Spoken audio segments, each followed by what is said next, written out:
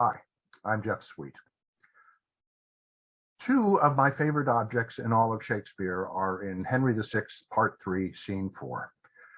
Queen Margaret, she's Queen of England. She's married to Henry VI, but she effectively runs the show. Anyway, when York and his sons lead a civil war against her and her husband, she tells Henry to go hide someplace where he won't get captured, and she straps on armor and commands the troops herself.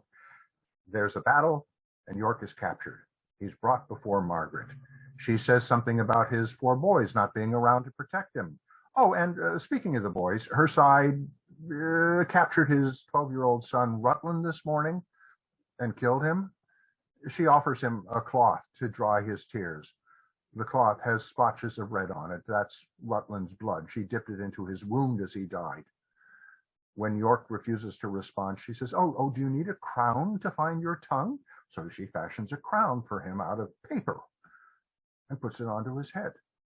Mocking his ambition and his fallen state, he responds with an extraordinary speech, including, "O tiger's heart wrapped in a woman's hide, how couldst thou drain the lifeblood of the child to bid the father wipe his eyes withal, and yet be seen to bear a woman's face?" It's such a great speech that even though most of the people following Margaret think that he's a rotten person, some of them are so moved that they can't help but break into tears of sympathy for his suffering. Margaret essentially says, well, fuck this, and stabs him to death. It's a great scene. And it's also one of the earliest he wrote. But part of what makes it a great scene is that he uses a technique that is the subject of this talk, the transformation of an object. Okay, let's review. Margaret offers what is essentially a handkerchief to York. And traditionally, a handkerchief is something that one offers to comfort somebody. But having dipped it into his son's blood, she's turned it into a cause for fresh distress. And she fashions a crown out of paper and puts it onto his head. Well, of course, what value is a paper crown? Both the cloth and the paper have been transformed to mock and torture York. All right, let's take another scene from Shakespeare, the abdication scene in Richard II, Act 4, Scene 1. This time the negotiation is over a real crown. Bolingbroke has led a revolt against Richard the King.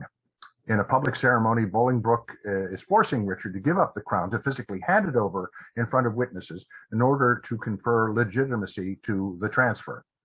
The crown that belongs to Richard at the beginning of the scene will belong to Bolingbroke by the end. Of course, the crown itself doesn't change physically. What changes is who owns it. That shift in possession takes from Richard his title as king and transforms Bolingbroke into Henry IV. And now Shakespeare introduces another object. Richard calls for a glass, a mirror, to see if he looks any different now that he is no longer king. He looks into the mirror. He says, no deeper wrinkles yet hath sorrow struck so many blows upon this face of mine, and made no deeper wounds.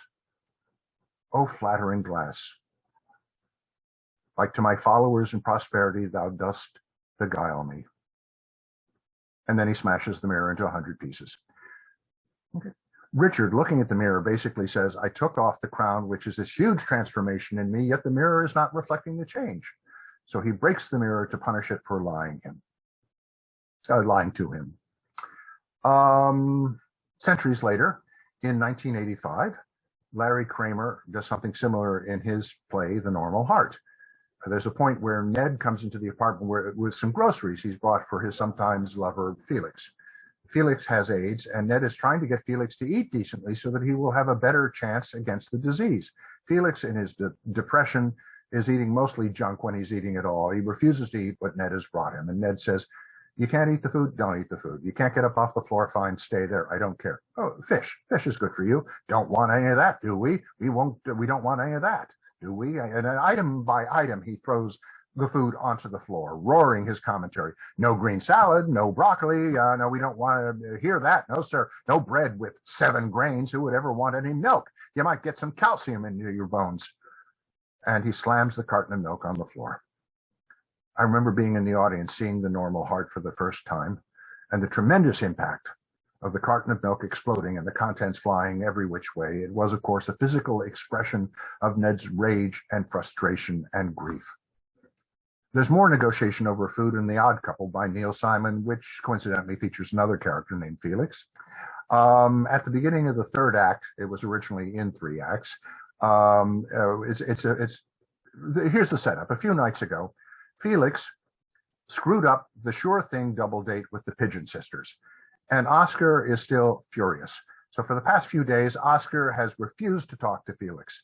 As the third act begins, Felix has just made dinner for himself. He puts a plate down on the table. Oscar picks up a can of lemon-scented air freshener, an object associated with Felix, and goes marching about the apartment, spraying until finally he gets to Felix's plate.